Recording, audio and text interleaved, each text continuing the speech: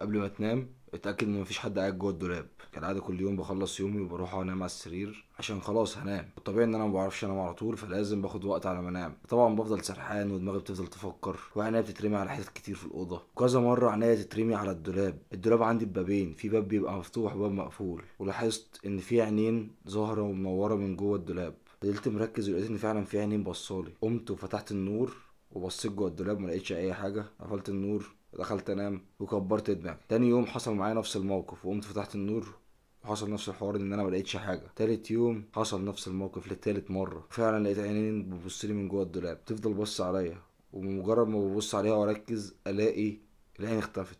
فبقول دي تهيؤات اكيد يعني، او انا عشان بفتكر الموقف اللي حصل معايا الايام اللي فاتت فبتظهر لي حاجه زي كده او بيجيلي تهيؤات. ولاحظت ان انا كل ما ابعد عيني عن الدولاب المح ان العين دي بصالي، عين بصالي ومركزه معايا. هي عباره عن نور ابيض، بس في خيال كده وظل بتاع حد قاعد جوه بعينه دي وحد باصص لي. فضلت اقول اعوذ بالله من الشيطان الرجيم، وبدات هنا تحصل حاجات ما كنتش اتوقعها نهائي. نور الاوضه بدا يفتح ويقفل لوحده كتير بطريقه عشوائيه. باب الدولاب اتهبد مره واحده، وبدات اسمع من جوه الدولاب صويت طالع، في حد بيصرخ جامد جوه. وكنت عمال اقول اعوذ بالله من الشيطان الرجيم، وكل ما اقول كل ما بسمع صوت الصريخ بيعلى اكتر.